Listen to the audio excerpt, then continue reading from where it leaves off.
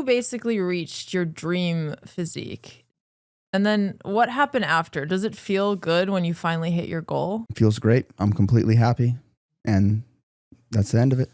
Does it ever bother you? Hang on. Oh, okay, go ahead. And I asked this because David's talked about before how like after you hit this goal, and like this is also proven in studies, you basically have this huge dopamine crash. And I have this also, like, Yep. you know, when you win a chess tournament, like you feel good right until you hit it, and then you hit it and then you're like, oh, and then it kind of goes down. So I'm curious how you deal with that. I mean, it was like a similar thing. Like I started like working out. I was like super skinny, like insecure.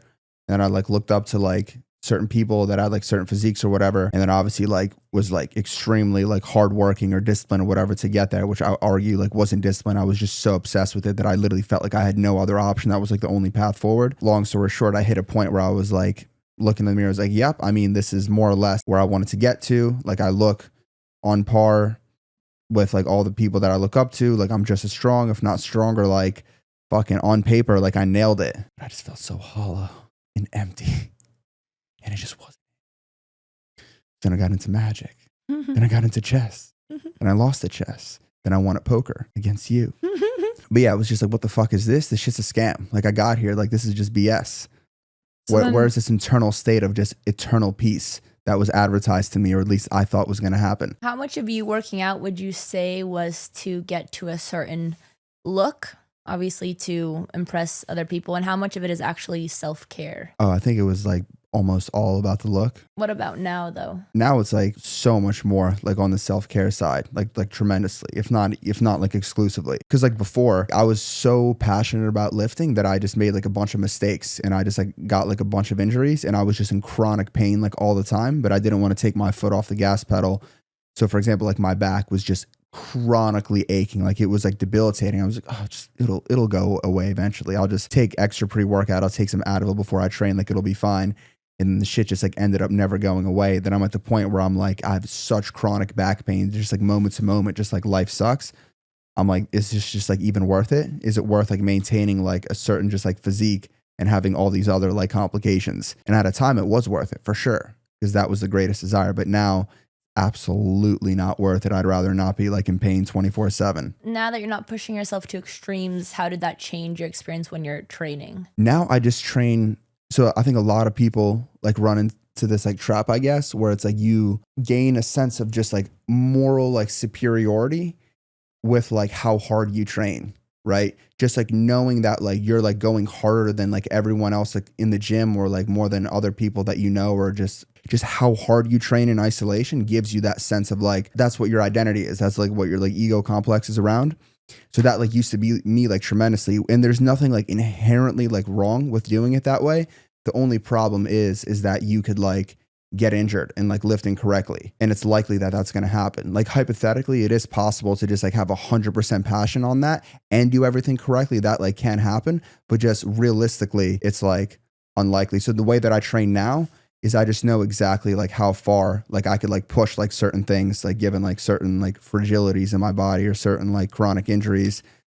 And I just like make just like slower progress like over time. So for example, like I'm okay with not like gaining the fastest progress as like humanly possible. Like I'm okay with getting like some percentage, like a 10 to 40% less progress per week or day or whatever, in exchange for just not risking injuring myself, and also giving myself more time to play chess and other things. If you knew everything you know now, like that you were going to get injured, how it feels after you finally hit your goals, what would you do differently from when you started? I would just be much more slow and steady.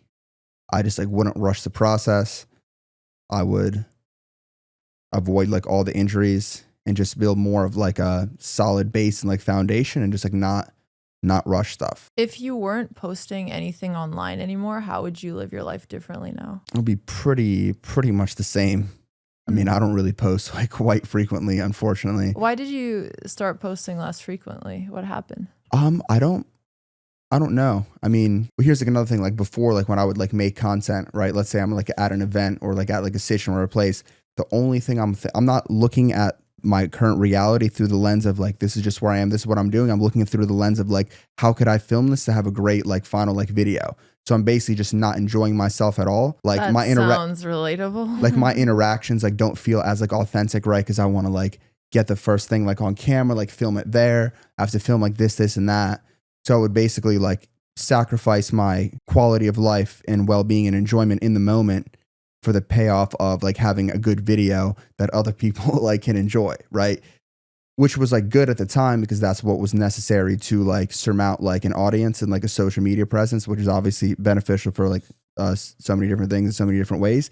But now like I have to like actively tell myself to just like record stuff. Like for example, like for this like Vegas trip, like I came with a friend that like helped me film, and ideally he like filmed like the primary like content, which was the like the chess and the magic with the GMs like one-on-one. But there's so many other parts of that trip that if I vlogged could have been like absolutely amazing, but I just like didn't do it because just like doing them like in the moment was just like so much more fun. Does having such a large following not make you feel good about yourself? I mean, I feel better than everyone else just about all of the time because of it. So that's really nice. Yeah, I feel like this question you could pose to you, Alex. Well, no, because like the way people idolize David, I don't think you understand it. Yeah, I haven't seen the fan idolize edits. David so much. It is crazy. Like the comments are always like, never miss a David Lade edit or anything like that. Like people look up to you so much, a level of idolization that I've never seen outside of like Hikaru and Magnus. Meanwhile, he's And just I'm one of playing those chess people and that magic. idolizes like, them. no, I mean, look, like everyone has somebody like they idolize. But, like that's how people feel about you. Is that not a crazy feeling?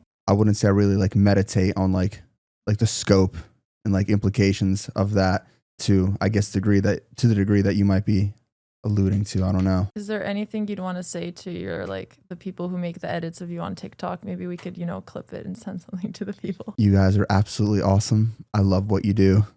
Keep at it. And honestly, incorporate a little bit of chess stuff in there too. I'm sure you know where to find it.